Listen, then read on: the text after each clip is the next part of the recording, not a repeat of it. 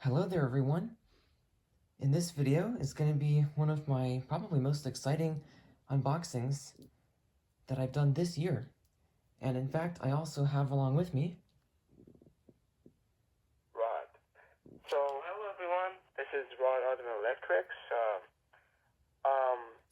Basically this package has been sent by me to Classic Electrics because we had a trade together where he wanted a special Panasonic phone, which he will unbox in this video, and also a PBX trade that we also had along this.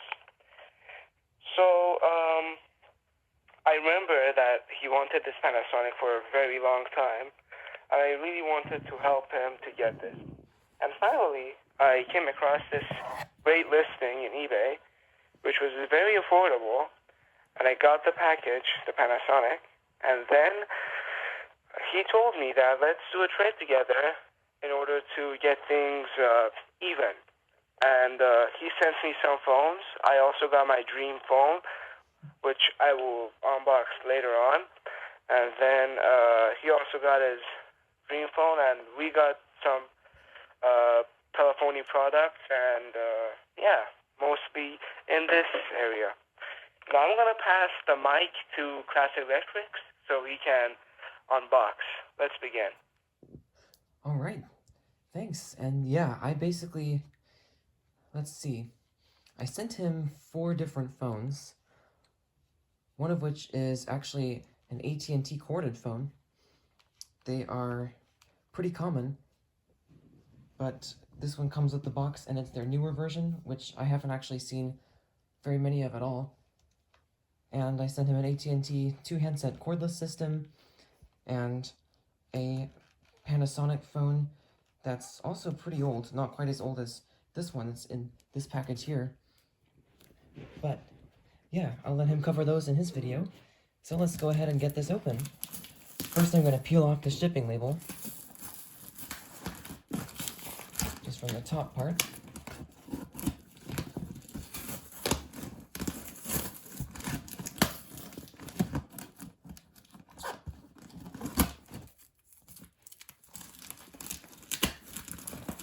And then after that I will be able to show you the full package on camera.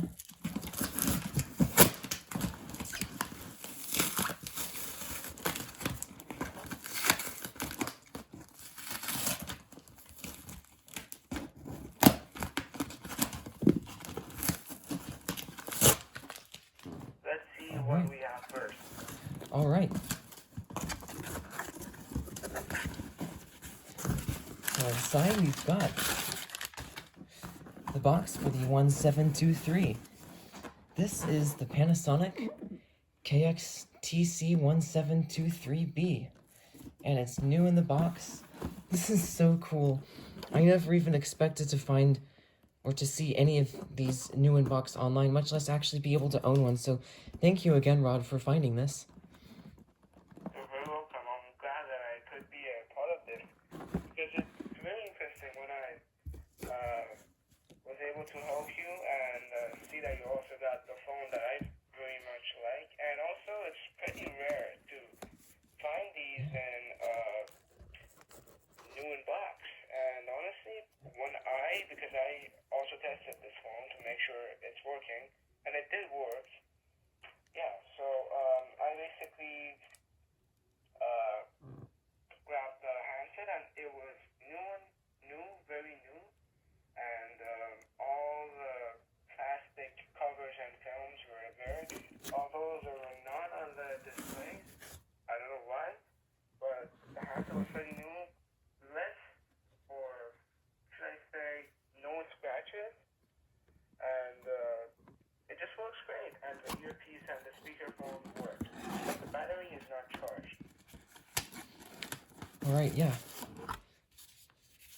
Yep, it does indeed have all the papers in here.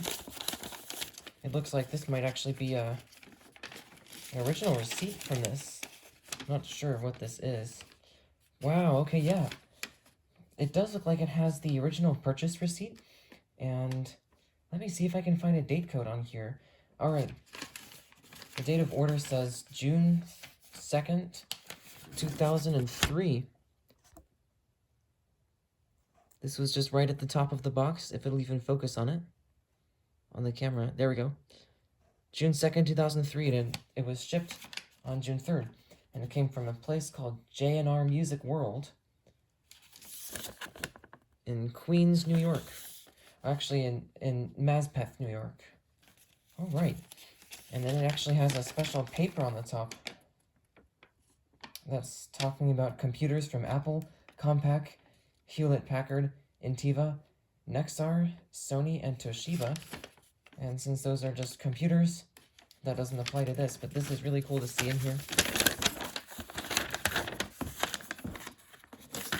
Oh, I have to get the camera to focus again. Okay.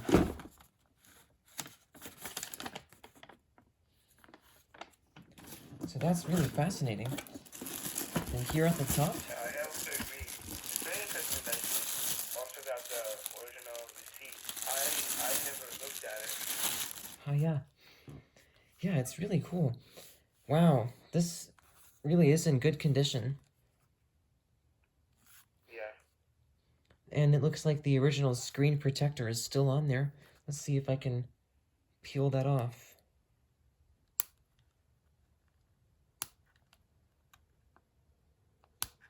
Yeah, that might take a few minutes. It's pretty tightly adhered on here.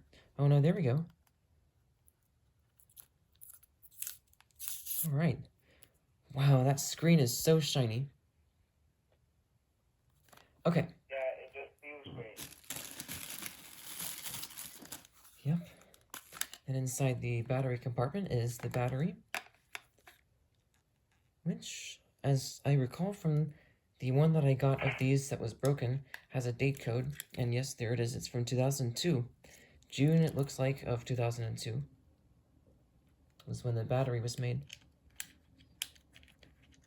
So let me just plug this in. And I'm thinking I can go ahead and let it charge up while I'm taking a look at the other thing that's in this package, which is also something that I've been wanting for, honestly, years.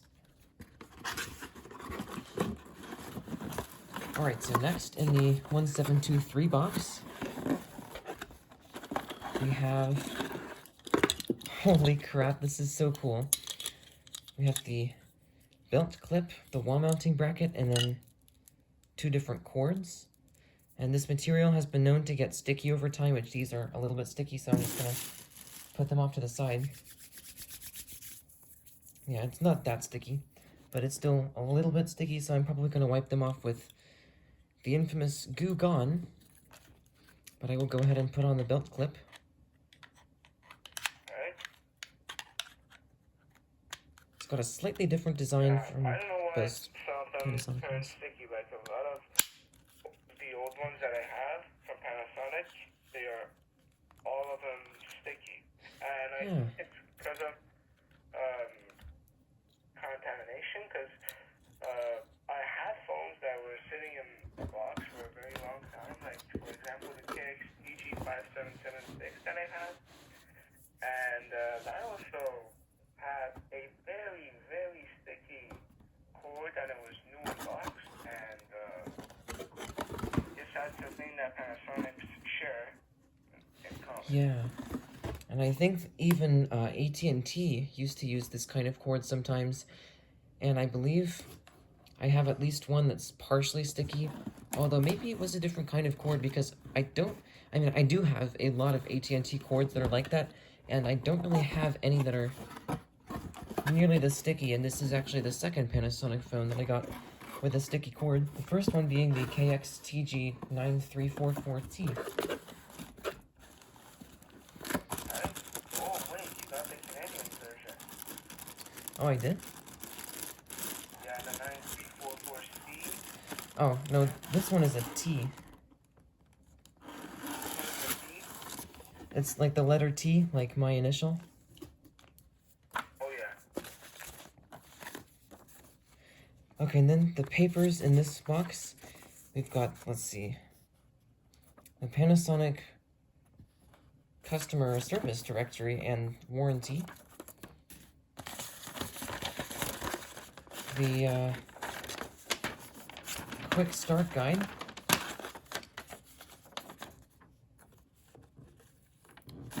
which is kind of hard to show in front of the camera because it's one of those folding ones. But there we go.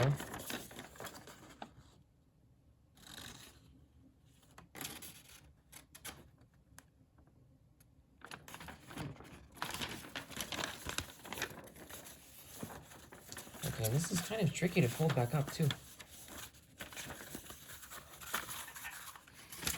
Alright, and then we have the Spanish Quick Start Guide.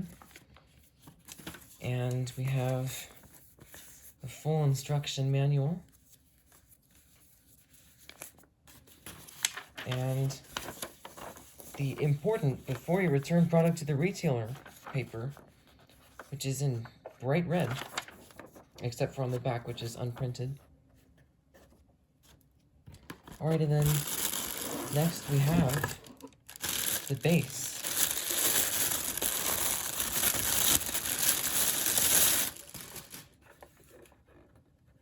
And yeah, this is in really good condition. Even the matte finish plastic almost has a shine to it from how just clean and unused it is. And the labels back here have a lot of shine, which is just really cool. Can I also add a point? Yeah, sure. Alright, better jump in. If anyone has paid attention to my unit's base, basically, there's this very, very small difference that these two units have.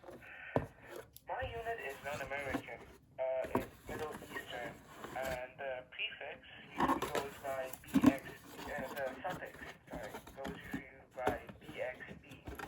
And I should say that my unit does not support voicemail, and if you check out Classic Electric's unit, you can see that it has a voicemail, which should mean the red color. And for me, that indicator is for charging. But on his unit, the charge light is the green light with also in use in it. And it's very interesting for me. And also the handset behaves very differently compared to mine. If he also tests the incoming call, you can see that it also shows a logo of 1 or 2, which is very interesting. And both of the lines show the caller ID.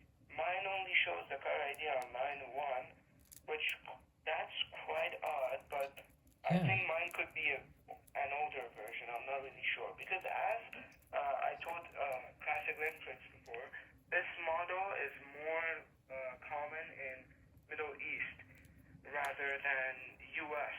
And it was really hard for us to find this together after 2 or 3 years of searching around. And yeah. Now, let's continue with the unboxing. Yeah, thanks. That's honestly fascinating. And hopefully, if you want to get one that has the ability to show caller ID on both lines, then hopefully you can have good luck with finding another one of these North American versions. But here's the adapter.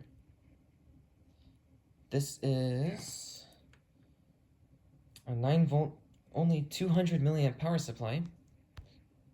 And it only draws in 38 milliamps from the electrical outlet itself. So let me go up and plug this in. And wow, I'm running out of outlet space up here. I've got the power strip up on my shelf here. But the cord from the adapter just barely reaches to the place where I'm recording the video, so now I will go ahead and plug this in. And it is turning on and functioning properly. So I'm just going to put this off to the side while I let it charge up for a few minutes. And now let's go back with the unboxing, this time for something that I've honestly been kind of wanting for the entire time that I've been collecting phones. So almost, actually more than 4 years now. But for me, I've never been able to find any that are not very expensive. Rod and I were able to just trade some telephones, and initially we worked out a price of $30 US for this PBX system. But then when I discovered that you actually can't mail Canadian currency to Canada, I asked Rod if he'd be able to just trade some additional devices in exchange for this PBX, and he was happy to do so, which is really nice. So, Yeah. along with... For giving me the opportunity. I actually love some of the phones that I got. Great. Which I'm not going to reveal, but I think you know which ones I do like. One of them is a two-handset system. Yeah. That you really told me before, like we talked about it before, that it was a very good set. And I've also loved it ever since. And alongside with a trim-style telephone. Yeah. All right. So this is the caller ID converter, and it has the input from Europe, India, Middle East, and South America caller ID, and then outputs as the USA version of caller ID. It's model number EM3100, and this will allow me to use the PBX with my North American caller ID phones. And Rod has very kindly included all of these phone cords so that I can plug in everything to the PBX. We have... Great, I'm glad that, well, the cords are coming in use. Hopefully they will. Yeah. We have 8 different ones here, and they look to be all of pretty decent lengths. So, thanks again for this. This is great. You're welcome. You're welcome. I think they're all Uniden cords, if I'm not wrong. I just had a lot of Uniden phones from the 9-box lab that I found. And basically, I had a lot of Uniden cords, so I just said that let me give eight of them to you. I'm sorry that I didn't include any phone line code for the CO lines. Oh, no, that's fine. That you have some laying around for the CO lines. And just, I need to add a point. The point is that, first of all, the unit that I have, I think it's a Chinese version. Like, I bought it off Amazon, and it came straight up from China. And other people bought this unit, such as Hunter Schubert, and that electric guy named Joseph. They did buy this unit, and well, Joey's unit did not have any caller ID, but Hunter's does, and Hunter's unit is the same thing as mine. But Hunter bought his unit off eBay, and that does show the caller ID without any caller ID converter. And interesting. It shows them on Uniden phones, which Uniden phones, to me, are known as phones that are hard to get the caller ID on them. Because in Iran, I took VTech phones, Uniden phones to Iran, and I tested them. And VTech phones did work with the system there, but Uniden phones did not. And yeah, so that's kind of upsetting for me that I was not able to give Classic Electrics the best PBX of all time because of the caller ID thing. But I'm pretty sure it gets the job done. And hopefully that one caller ID converter could be very useful for one of the extensions which has most of the important phones on. Yeah, thanks, and it's totally fine. Plus, I'm sure that these caller ID converters wouldn't cost me very much if I wanted to get more of them. And, wow, this is a really short cord. There is one that was plugged into the converter that's probably only about 2 inches or 4 or 5 centimeters long.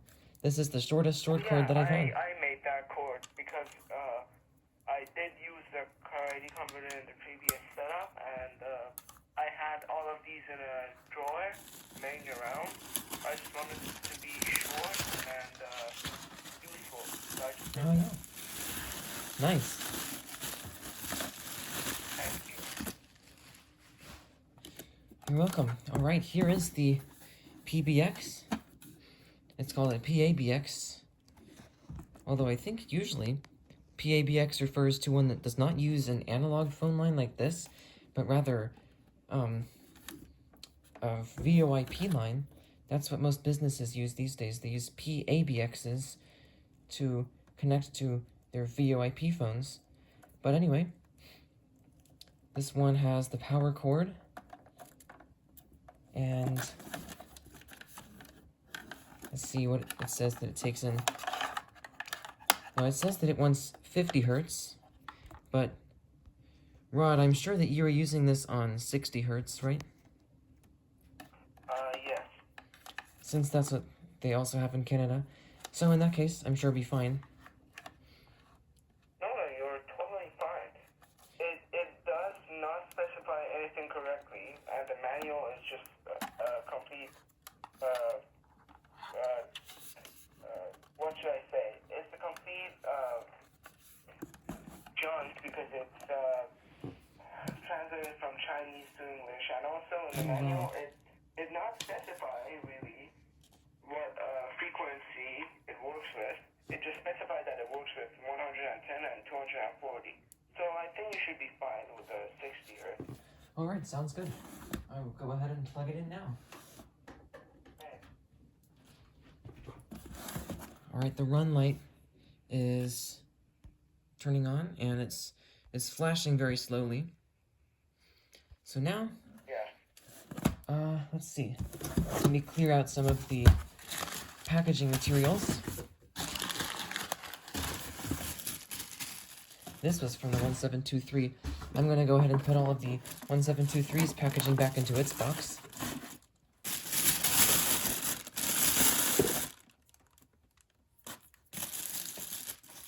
Oh yeah, the sticky cords. Okay, the sticky cords can go over here on top of the label. I just don't want them to get my carpet sticky. They're, like I said, they're not that sticky, but anyway.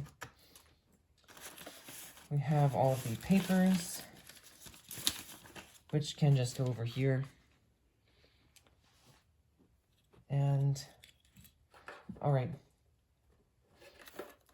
So now I'm going to get the testing phone line, which is currently plugged into the most recent phone that I got before this, which is the AT&T E2801, which is honestly a pretty good little phone, but unfortunately, it has the infamous display problem, so I'm going to need to get a soldering iron T-tip tool to repair it, but that should be fine.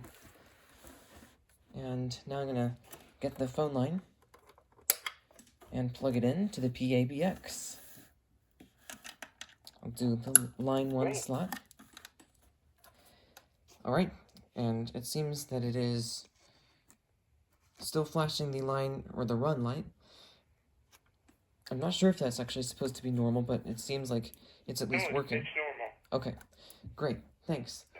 So now I can actually get one of those cords that you sent me and plug in the AT&T phone into the PBX. Great. And also, just before you start ringing anything, the ring frequency I've shown you before, it's 2 times rapidly. It reminds me of 2K ring signal, but it's not. And also, if you want to get a static ring signal, you should have the phone line plugged into the CO line, and then dial from the CO line, and then afterwards, if you don't want to even dial with your own house line or outside line, just plug in one of the extensions to the CO line, and then try calling with another extension to the extension that the CO line is plugged into, so the CO line acts as an outside call and rings the phones normally. Ah, yeah, that sounds good. Alright, great. Okay, I'm going to turn on the phone on speakerphone now. And we have the PBX's dial tone. Alright, now, Rod, what do you dial to access the outside line? Outside line is 9, but Okay. I think in your case, since you don't have any outside lines plugged in, it's disabled. But try this. Try dialing 9. Okay, I actually did just now plug in the phone line. My testing phone line actually just connects directly to the line that we're using, because I don't even have a phone line simulator, and that's part of the reason why I've been wanting a PBX for so long, is because I need to be able to test call my phones and be able to leave messages on my own answering machines, since my parents would prefer if I let the voicemail system be used only on our main phone line, since it gives them emails each time someone leaves a message. So I just haven't been using my answering machines, but now with the PBX I should be able to. Great. Okay, so now, oh, sorry, there was a feedback freak show. So now, as you can probably hear, I have the, oh. It does that when you don't dial a number. Ah, interesting. Yeah. Okay. In that case, I will just dial a random number since it won't do anything when we're on the phone.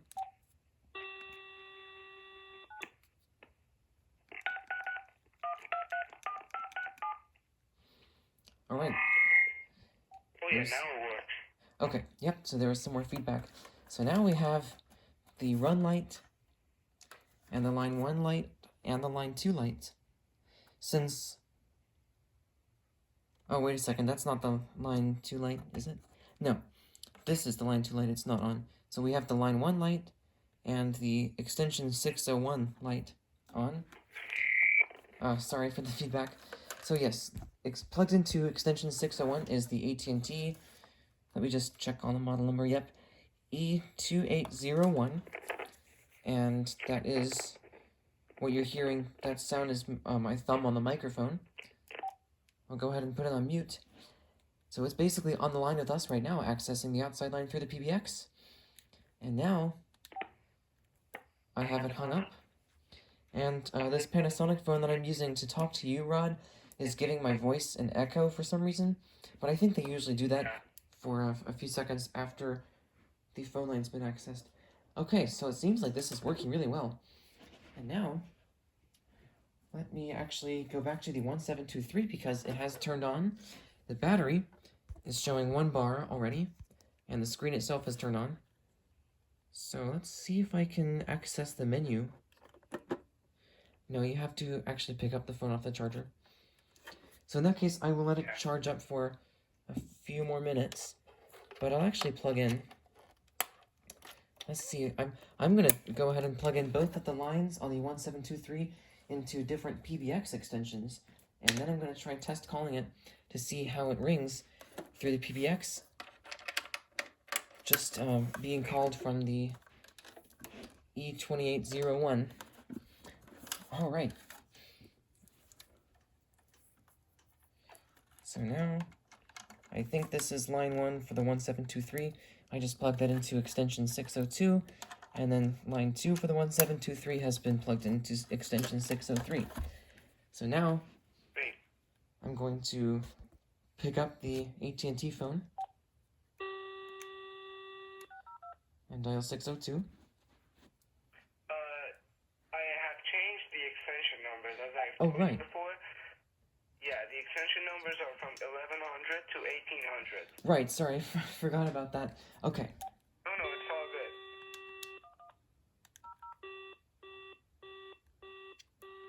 Maybe I dialed it incorrectly. No, it says it's not. Oh, wait a second. Okay, yeah. Whoops. Yeah, I am dialing it incorrectly, sorry. Alright. No, it's all good. So, we have an incoming call.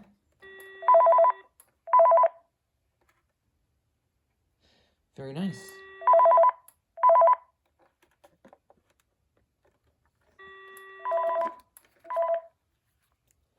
Alright, now let's try calling up this thing through extension number 3.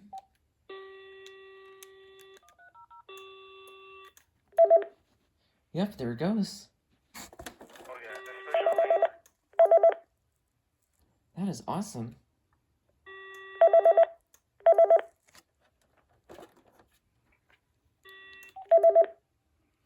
Alright.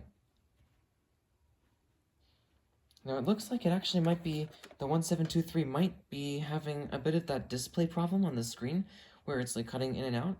But I'm actually thinking that the soldering iron tool that I'm about to get to fix the AT&T phone might also work on that.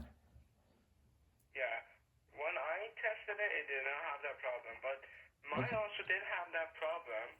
And the thing I did was that I just used a toothpick and I inches, and then I placed it between the display itself and the case of the display, and it was like between the case of the display and the flat cable, and then that basically made the cable to be in a steady place, and it did not have any movements, and then the display was working fine.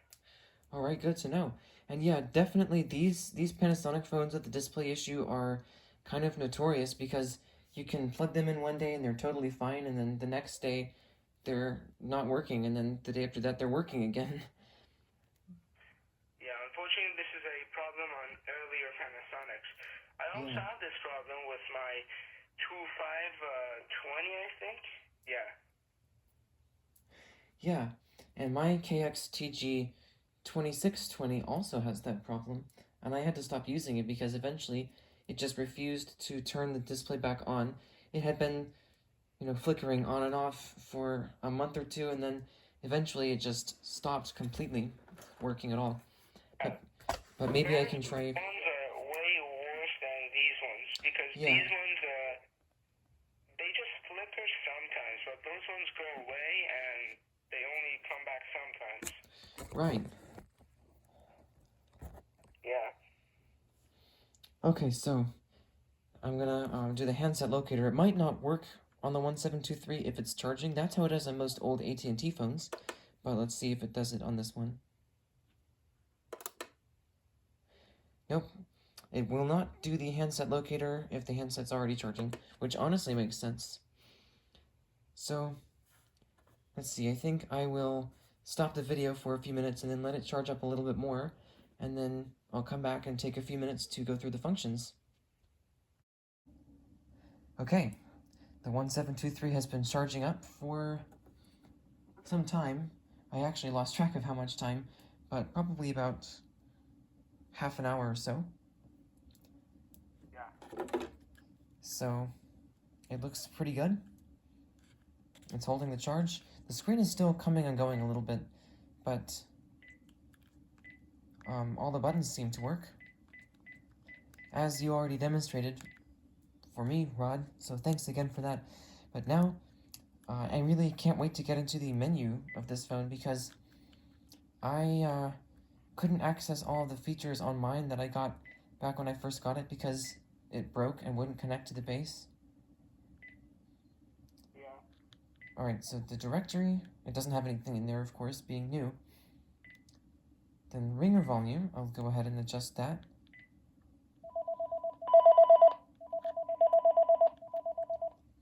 Alright, I'll leave it on low for now just because I don't have very many phones plugged in. Then for line 2, the classic ringtone.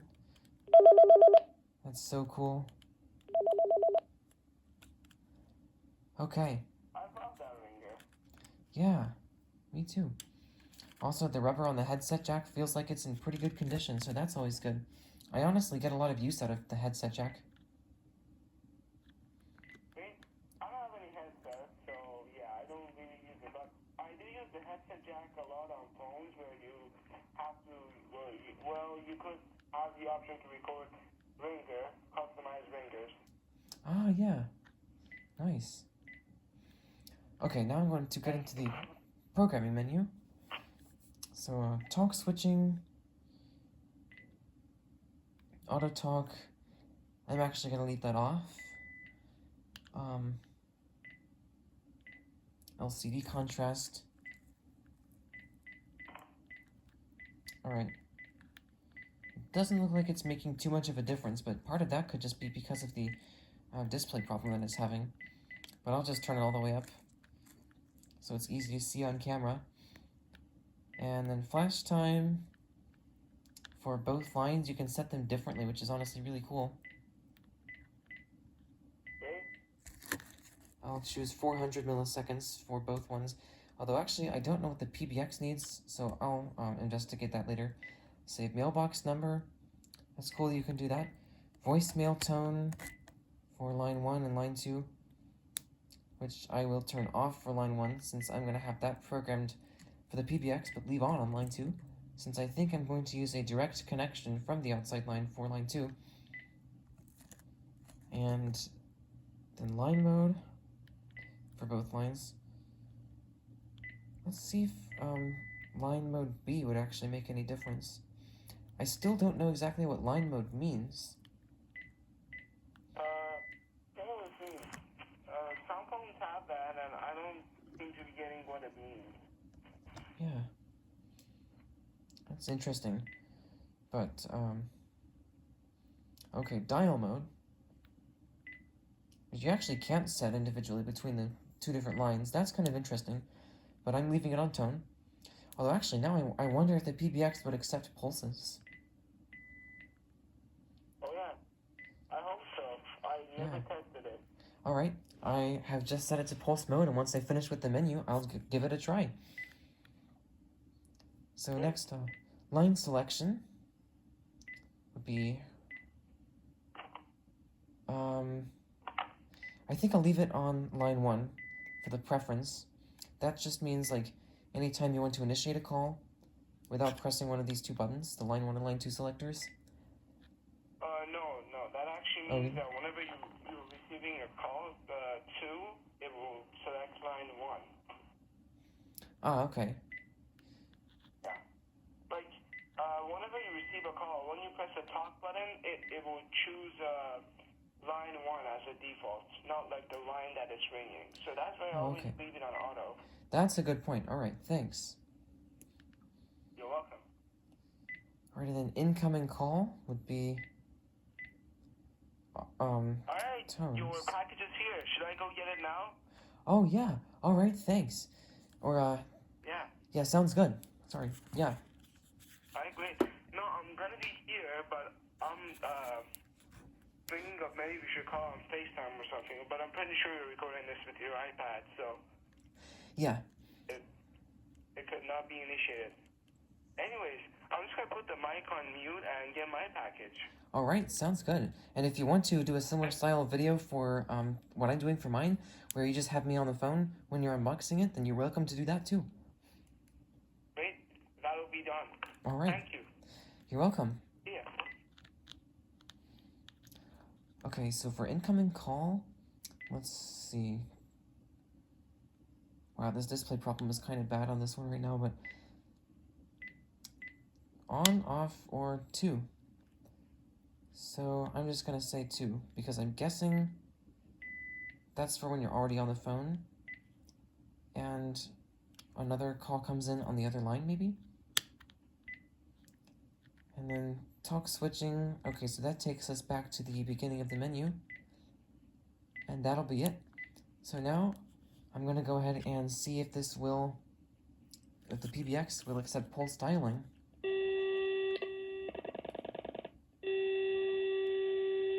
Okay, it sounds like it might not.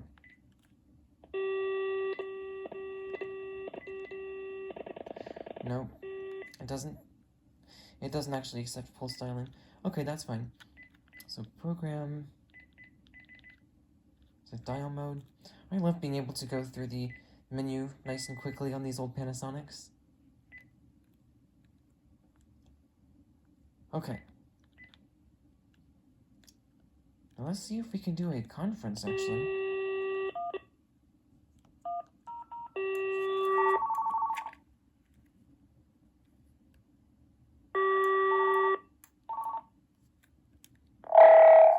Wow, that was loud. Okay, I'm muting this phone. And let's adjust this volume here. So this is on speakerphone. And now I'm gonna put this one back on speakerphone. Alright, it sounds pretty good. This is how the Panasonic sounds. Check, check, 1, 2, 3. And then when it's off of speakerphone mode, this is how it sounds. It actually sounds pretty much the same, so that's good. Speakerphone sounds like it's really clear. Let me turn this one up. Alright, so I'm on speakerphone now, holding it up to my mouth. And now I'm holding it at about arm's length. And it's still picking up my voice. And a lot of feedback. So now let's see if I can do a conference. Jeez, that's loud. Okay. I'm not sure how to do a conference on this, but okay. So line 2, it just went ahead and hung up on line 1. which is this one. So if I call back on line 2,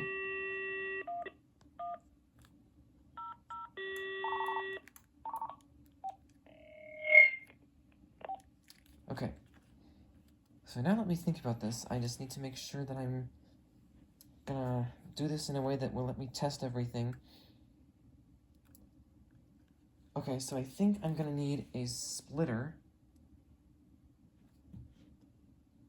A phone line splitter, which is over here.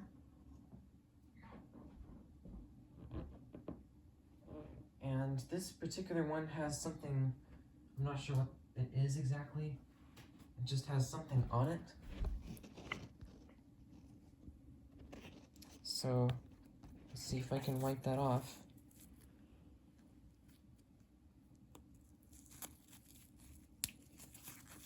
Okay, it's coming off.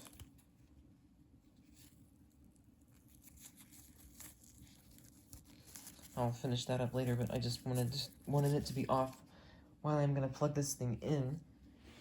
So, for the testing phone line, which is basically the line that's incoming from my call with Rod, I'm gonna plug this into the PBX, and then also into line 2 of the 1723.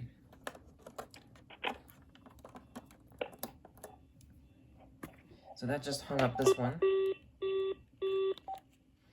So now if I go ahead and call up, oh yeah, there we go. So now line 2 on the 1723 is connected to the call with Rod, and it's on speakerphone. Okay, let me just hang this up. So we know that this works. And that automatically selected line 1, so let's try line 2. And there we are, with the phone line connected directly to the outside line. You can hear my voice coming over the Panasonic KXTG6841 that I'm using to talk to Rod right now. And now I'm going to pick up this one and dial 9. Alright, and now it's on. I'll hang it up. And, oh, yeah, this one wants me to recharge the phone. Okay. So, alright, there we go. It seems like everything is working really well. So yeah, we eventually got this to work.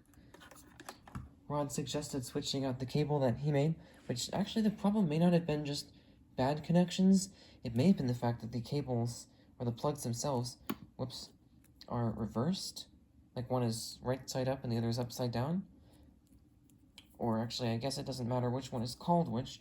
What matters is that the order of the colors of the lines is different on each plug. So, or at least different compared to a phone line cord that does not have them facing in different directions. So in other words,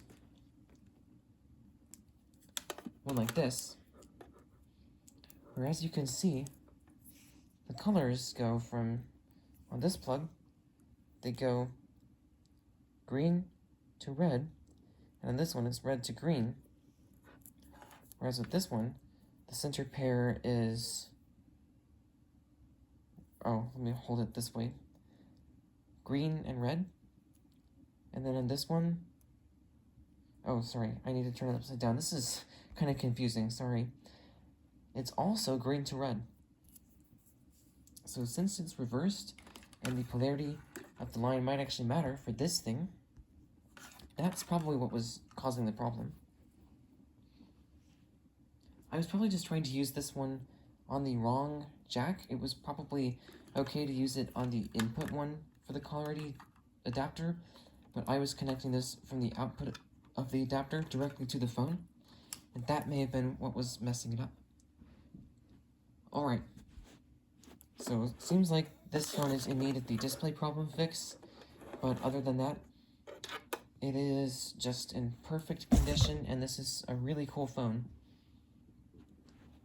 So now I think I'm going to see if I can connect another phone to this one and record a testing message on an answering machine, and this will be the first official testing message from a new phone that I've ever actually been able to record onto a testing answering machine.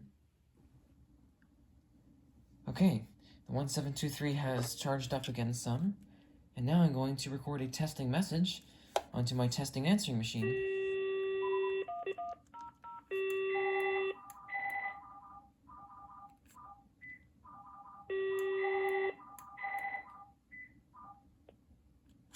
Bees buzz.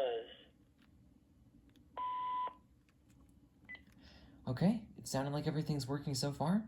So currently I have the 1723 held up to my face on talk mode, and now I'm going to switch it onto speakerphone and keep it at the same distance. And here's what it sounds like. And the speaker sounds pretty good. It's got a little bit of a 60 hertz hum in it, but that might even be from the PBX. But we'll see if the answering machine records that. So now I'm going to hold the 1723 at arm's length, and it sounds like it's still being recorded onto the machine. So now I'm going to put it down and start backing away from the telephone. I'm currently about 4 feet away, and now I'm about 6 feet away, about 8 feet away from the telephone, and I'm not raising my voice anymore. Okay, so by the time I got to 8 feet away, it had pretty much completely cut off. So there we go. Now let's go over to the testing answering machine and play back the message. Alright. Oh, wait a second. The machine filled up, so it's entirely possible that the pickup on the phone was still doing okay at 8 feet away. 1 new message and 19 old messages. Okay, it sounded like everything's working so far. So currently I have the 1723 held up to my face on talk mode, and now I'm going to switch it onto speakerphone and keep it at the same distance. And here's what it sounds like. And the speaker sounds pretty good. It's got a little bit of a 60 hertz hum in it, but that might even be from the PBX. But we'll see if the answering machine records that. So now I'm going to hold the 1723 at arm's length, and it sounds like it's still being recorded onto the machine. So now I'm going to put it down and start backing away from the telephone. I'm currently about 4 feet away, and I'm down about 6 feet away, about 8 feet away. End of messages. Okay, so it sounded like there wasn't any hum at all. The speakerphone quality was very clear, and it honestly sounded great. And for the pickup, I think it was kind of going between two different, gain levels? And that would probably work better if I was just holding it up, not quite at arm's length, but more just holding it up closer to my face, but not right up against it. And with the phone from about 5 feet away onward, I think it's using the lower pickup level, so probably if I wanted to do that, I would just have to raise my voice, but realistically, I wouldn't need to be doing that very much. It sounds like everything is working out really well. Let me go ahead and put this back on the charger. And yeah, I think this is all great. And thanks again, Rod, for sending me this, and I'm glad that your devices are working out for you too. You're very welcome. Yes, they do. As I did a test, which the video will be up soon, and they were amazing. I really like the AT&T 210, the EL52210, and the 2583, alongside with the working 1723 handset. All right, great. And yeah, thanks again for the 1723 that all works and has the belt clip and the wall mounting bracket. That actually means a lot to me. I like mounting some of my phones on the walls sometimes. And then the PBX seems like it's working out really well. And now I can finally record testing messages onto one of my own answering machines. So, Right. And yeah. also, let me just tell you this. You can also just rewire everything and put this PBX in action, because you have 8 extensions, and I think it will be very useful. So my suggestion, I'm just giving you suggestions. I'm not telling you to do anything. My suggestion is that choose an extension, possibly extension 1, because I've set extension 1 and 2 to ring when there's an incoming call. Now, plug the caller ID converter to extension 1 or extension 2, whichever you like between these two, and then just plug in all of the house phones to it, and then plug 2 other phones which you don't use a lot, which one of them could be for ring testing, for phones ringing videos, and the other one could be for testing answering machine, or you could just use the same phone for both of these purposes, and it's going to be great in my opinion. Yeah, thanks. And I was planning something similar for that, but I will let you know exactly how I set this up. And I'll probably make a video about that in the future. Amazing. I'm hoping to see this soon in your setup. Alright. Great, thank you very much. And let me see who's calling our house. Alright.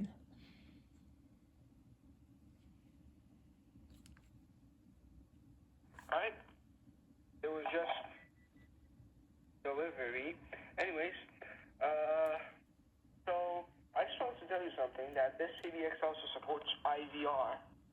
So you can program your own IVR to it and your own customized hold music.